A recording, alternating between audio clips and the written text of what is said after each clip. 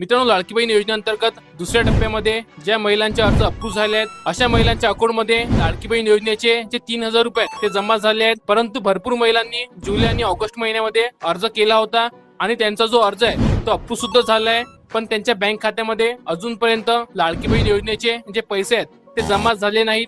त्याचं एक कारण असू शकते, ते कारण आपण आजच्या व्हिडिओमध्ये बघणार आहोत. त्याआधी अशाच प्रकारचे माहितीपूर्ण व्हिडिओ पाहण्यासाठी आपल्या पेजला फॉलो आणि चॅनलला नक्की सबस्क्राईब करा. तर मित्रांनो, लाडकी बहीण योजनेचे जे पैसे आहेत हे तुमच्या बँक खात्यामध्ये येण्यासाठी तुमचं जे आधार स्टेटस आहे एनेबल फॉर डीबीटी असायला हवं. जर तुमचं आधार स्टेटस एनेबल फॉर डीबीटी असेल तरच तुमच्या बँक खात्यामध्ये तुमचे जे पैसे आहेत ते जमा होतील. तर मित्रांनो, डीबीटी स्टेटस हे तुमच्या मोबाईलवरून कसं चेक करायचं चला बघूया. यासाठी मित्रांनो तुम्हाला ब्राउझरवरती npca.org.in या ऑफिशियल वेबसाईट वरती येऊन जायचं आहे. कंझ्युमर त्यावरती क्लिक करा, त्यानंतर भारत आधार सीडिंग त्यावरती क्लिक करा, त्यानंतर वर तुम्हाला रिक्वेस्ट फॉर आधार सीडिंग यावरती क्लिक करा. गेट आधार